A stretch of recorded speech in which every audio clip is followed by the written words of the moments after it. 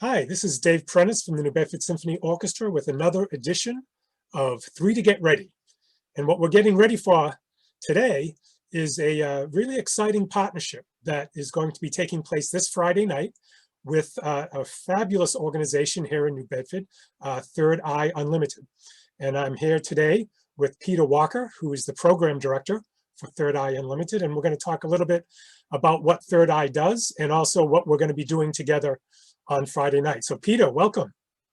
Thank you. Thank you for having me. I'm honored. All right. Well, we're really excited about collaborating with you. This has been something that I've wanted to do for a while. And when your organization contacted us about this program, we were really excited to do this. And what I hope is that this will be the beginning of ongoing collaboration, because I think there's a lot of good things we could do together. Absolutely. Hey, to get started, why don't you just tell us a little bit about what Third Eye is? I think there might be some people watching this interview that don't know much about you, that maybe they've heard the name, but they don't really know the ins and outs of what you do. So to give some background, I transplanted to the New Bedford area about 9 years ago, but Third Eye in itself has been in the community for over 25 years now. And it was started by Ben Gilbard, people who are familiar throughout the city with Ben Gilbard. And he moved on. There was kind of like a period where you weren't sure where Third Eye was going to go. And me coming into the city as a part of my reformation, because I came up in the city, a lot of gang violence, stuff like that, generational stuff. I needed something, even though I was already an adult, I needed something to have as an outlet to express myself and get my angst off and stuff like that. So I just kind of wandered in to a Third Eye meeting one day, and it was in the phase of like the phoenix coming out of the ashes almost. It was kind of in the rebuilding phase. Which I was glad to walk in at that point because it made me more welcome and it gave me more of an opportunity to get more involved. So basically, it's a youth empowerment program that's focused around the youth, but it's about meeting them where their needs are and meeting them where their wants are as well. What we're trying to do is we're trying to just bring balance back to community efforts. The model has changed a little bit. So in the late 80s, early 90s, early 2000s, it was easy to it was easier to volunteer. As we see the economy shifting, COVID, all kind of things going on, one thing that we realize is that volunteerism is almost becoming a privilege, because you have to be able to afford to be able to do so if you're coming from those communities. So we kind of restructured how we did things as far as paying performers, the children, the youth acts, to get them to understand the business model and branding behind being artists and how to put the brand behind themselves, so they can learn the baby steps that are needed and get that confidence that's needed to go into their entrepreneurial skills, because all artists are really at the end of the day entrepreneurs, and kind of find the to light that match so they can get that fire going, so they can come to places like your program and really expand on who they are to get into that professional realm. So we're kind of like the JV team of what you're doing, actually, because you're doing a whole embodiment of music.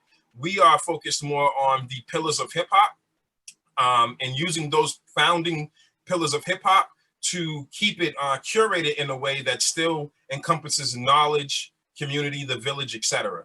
So that's the goal in itself. Okay, yeah, because my understanding is that you consider yourself a hip hop based youth empowerment program. So in a way, obviously, your focus is on hip hop, but it's almost like a means to an end, right? Because the real issue is empowering youth, and so hip hop is the method that you use. And you mentioned the pillars of hip hop. Could you talk to us a little bit about what those pillars are and how they help you accomplish your mission? So the 5 pillars of hip hop are relatively simple. There is b-boy, b-girling. Used to just be b-boying. We're getting more into the times, more savvy with the times. There is graffiti art. There is the MC. There is the music itself, and then there's knowledge. Knowledge was the key ingredient. That it was originally 4 pillars. A founder of hip hop, KRS-One, added in the element of knowledge, because really in itself is hip hop, in its origin was a patchwork of a lack of access and means to certain abilities to be able to play instruments, etc. So it really started off of sampling. A lot of hip hop started off as sampling classics, everything from, you know, traditional classic music to country to rock. And then it kind of melted pot into its own genre, and grew and expanded. So the key here was, how do we meet the youth where their interest level is? Because hip hop is like the #1 brand right now, you know, the genre right now, as far as like the mainstream media. But how do we meet them there and then bring balance back to the equation? And that's where we use the knowledge. So what we do is we have these events where the children will come out, families will come out. We're not even a program that's, you know, we haven't aged out for paperwork purposes, but we lifelong mentor. And we use those pillars because really in itself, those founding, you know, think about it, those are really culture founders right there, you know, dance, you know, music, all of that stuff's a part of your culture. It's the fabric of culture. So it's keeping us intact with our history. It's keeping us intact with, you know, the origins of how hip hop came about. It's re-educating people so they don't think today's hip hop is all there is. And it's also reigniting a service to community, to a lot of kids who didn't understand who Public Enemy was and things like that. Yeah, I have to admit, I really like that fifth pillar. I mean, when I think about art in general, whether it's classical music or hip hop or anything else, visual, you know, obviously it's beautiful and it's supposed to impact us and move us.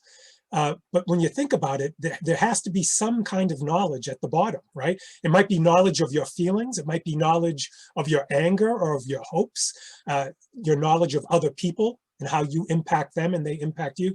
But it's really kind of a process of self-discovery and then expression, which I think all art form shares. Absolutely. And so the fact that you're tapped into that, I think, really explains a lot about why you have the success that you have in helping young people move forward in their life. Hey, let's talk a little bit about Friday night. This is part of a larger program that you've been working on all summer, and we're really happy to be involved in this one. We're going to have two of our musicians, two trumpeters, who are going to be playing, and it's going to be they're going to be in person with you, all socially distanced, but it's going to be live streamed. And so everybody can participate and enjoy it. So why don't you tell us a little bit about the overall program that we can look forward to on Friday? Absolutely. So we are absolutely honored, and we were actually taken aback by the fact that we were honored with the ability to facilitate and implement the first Artists Everywhere grant through Mass TDI Development.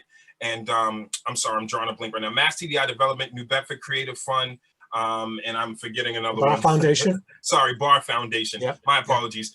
It's been all over the place. But anyway, long story short, you know, I was the first program manager that they ever put up for that. So that's kind of where the title became official, because I ended up being the guy that facilitated all of this. I have some background in Cisco networking, so I'm kind of savvy with technology a little bit. And it just worked out that the way it was going to blossom into itself. But Friday's event is a culmination. We like to call it in our terms. You ever been out to dinner? You had an appetizer sampler.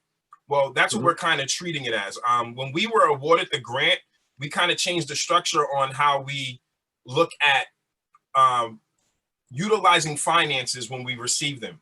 Instead of thinking of it as, because one thing I noticed when I first came to New Bedford is all the programs may mean well and all the programs are doing well, but it because we're all fighting for the same grant, sometimes it turns into a naturally competitive arena.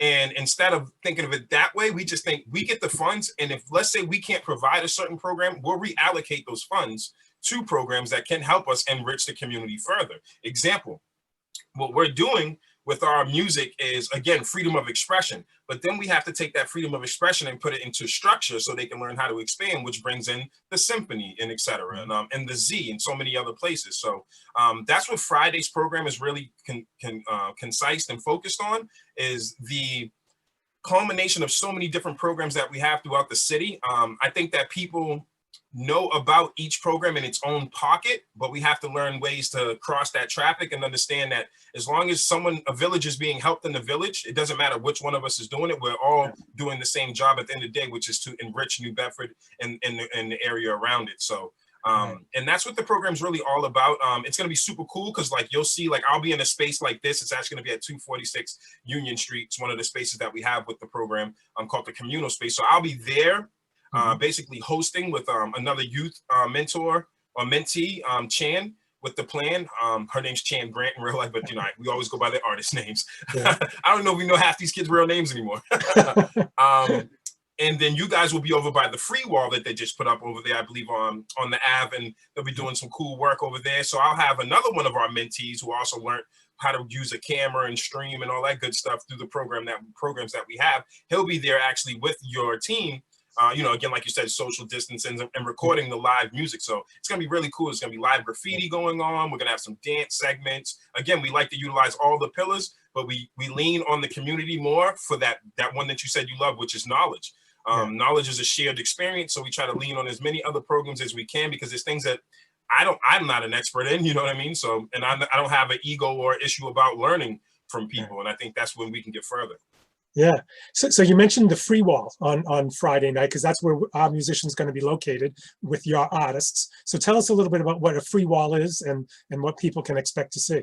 Absolutely. So, as you know, New Bedford is rich in its history of art, the whaling, everything. It lit the city that lit the way, and it's still lighting the way.